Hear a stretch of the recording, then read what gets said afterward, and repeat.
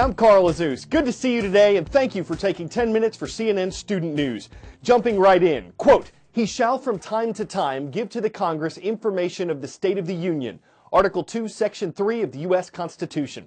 What's interesting about this is what it does not say. The president doesn't have to give one every year at the same time. It doesn't have to be televised. It doesn't have to be delivered in person. The president could just send a written note to Congress, a tradition started by President Jefferson. So what's happening tonight in President Obama's last State of the Union address is one part Constitution, many more parts tradition. So what exactly is the point of the modern-day State of the Union and the opposing party's response? It's a report card and it's a prognostication. It is the president saying, this is what I would like to do in the coming year. The State of the Union is essentially a homework assignment from the framers of the Constitution to every president who has lived ever since. The Constitution tells them that they periodically must tell Congress how the country's doing. If a president wants to lean hard to one side or hard to the other side, then you might see more political purpose in the State of the Union, although often it's just a general sense of, let's move this direction. The whole thing is a huge pageant. The president comes walking in, escorted by members of the House and Senate. The Sergeant of Arms announces him, and everybody stands and cheers. And there's quite a crowd there. Everyone has assigned seating. Right behind the president, you will find the Speaker of the U.S. House of Representatives and the President of the Senate, which will be the Vice President of the United States. And then the two parties generally stay on their side of the aisle, although recently they've started sitting with each other to suggest that they can get along a little bit better than most of us think. You typically have the Supreme Court there, the Joint Chiefs of Staff are there representing the military, and the First Lady will also be there, usually with some sort of special guest in recent years that will illustrate some point the president is making. One of the coolest parts of the presidential address is always the missing cabinet member and figuring out who it's going to be. One member of the cabinet always has to be somewhere else in case something terrible happened, so presumably you could have the Secretary of Agriculture sitting somewhere thinking about hog futures, and suddenly he's the President of the United States, which would be a huge shock to him. Since the 1960s, the opposition has also issued a response. That is someone selected by the opposing party to stand up and refute what the president said, or say perhaps we have different ideas about how the government should be conducting itself and where we should be going in the coming year.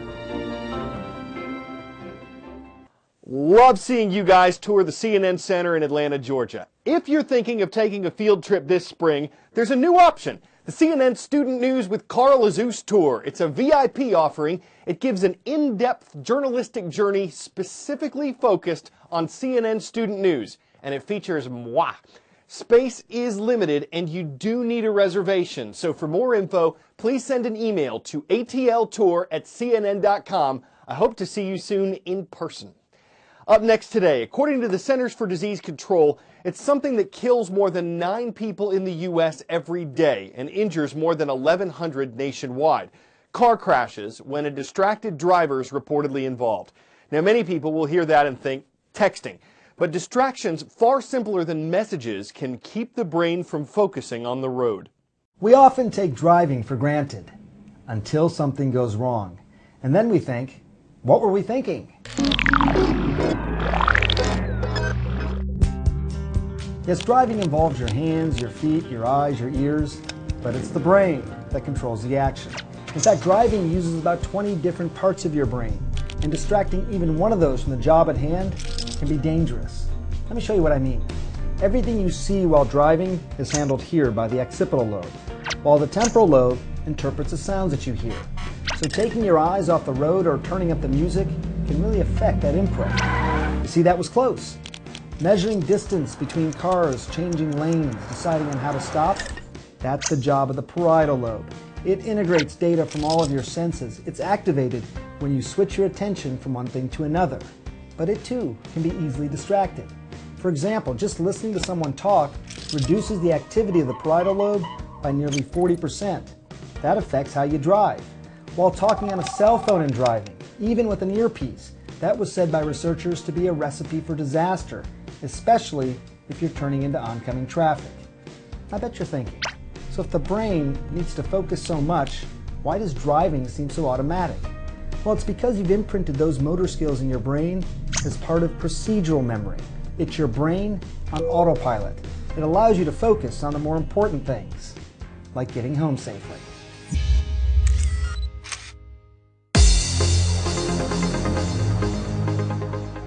It's time to test your geographic genius. What country's capital is Accra? If you said Ghana, a nation in West Africa, you got it. And we're glad to have the students of Ghana International School watching CNN Student News. Next, to Kickapoo, Illinois. It's where the Mustangs are roaming at St. Mary's Catholic School. And in Tennessee, in the city of Rockwood, you'll find the Tigers. Hello, Rockwood High School. We often cross oceans in our roll call. You're about to meet someone who does that in a rowboat, all alone in the open water. Her 2011 Atlantic voyage spanned from the Canary Islands off the coast of West Africa to the Caribbean island of Barbados. It doesn't always go well. On a recent attempt to solo from Japan to California, the Japanese Coast Guard rescued her 150 miles off the Japanese coast. But those storms and a steering failure ended that voyage. Her passion for adventure is still going strong.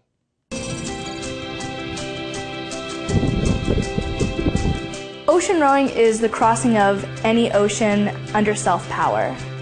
At this point in time, many more people have climbed Everest than have actually rowed an ocean. I think 500 people have rowed an ocean successfully. It's a hard thing to say that somebody could just throw themselves into it and accomplish a full ocean row safely, but anything is possible. My name is Sonia Baumstein. I am a professional adventurer, and I'm also the owner of a company called Spindrift Rowing, and we produce expedition ocean craft. Were you on this type of boat for your solo crossing? This is my boat. This is your boat? Yeah. I've spent 3 years of my life, 6,000 miles of open water. It's 3 seasons on the water in this boat. This carried 180 days worth of food for me, and I still had room in the aft cabin. I started preparing for Expedition Pacific, which was to be my solo crossing of the North Pacific from Japan to San Francisco. It's a really difficult thing to prepare for. Do I know where I am? Do I have enough food? Do I have enough water? How far away could a rescue be? I love it because of the emotional roller coaster. Getting through the initial depression of being alone is a really hard part. The schedule is the hardest part of anything, is committing to what that's going to be and not thinking too far ahead. So to be very present is a very difficult thing, I think, for anyone. Typically, I use music as a reward, but there's so much to do on a boat constantly without even thinking about I want to listen to music. It's only about surviving. This is my onboard water maker. It takes salt water and turns it into fresh water. This is a handheld GPS. If for any reason all of my systems are gone, I can use this.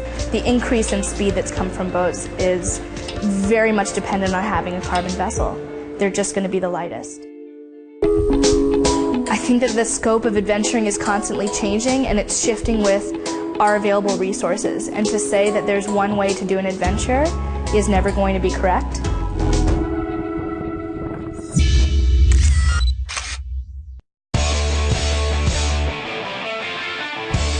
Well, speaking of the ocean, octopi usually prefer to hang out in shallow waters around the world. This one prefers Minnesota. It's an oxnopus, and it's the latest creation by 3 Minnesota brothers who've made a name for themselves sculpting sea creatures out of snow. They're using it to raise money to provide clean drinking water in Haiti. They say it took them 500 hours to shape the squid. Their previous sculptures included a shark and a turtle. It's good they didn't squid while they were ahead. We're not sure what gave them the inkling to make an octopus. Guess they just thought it was something they ought to do. But when the snow begins, it's an nice way to get the cephala party started. I'm Carl Azus for CNN Student News.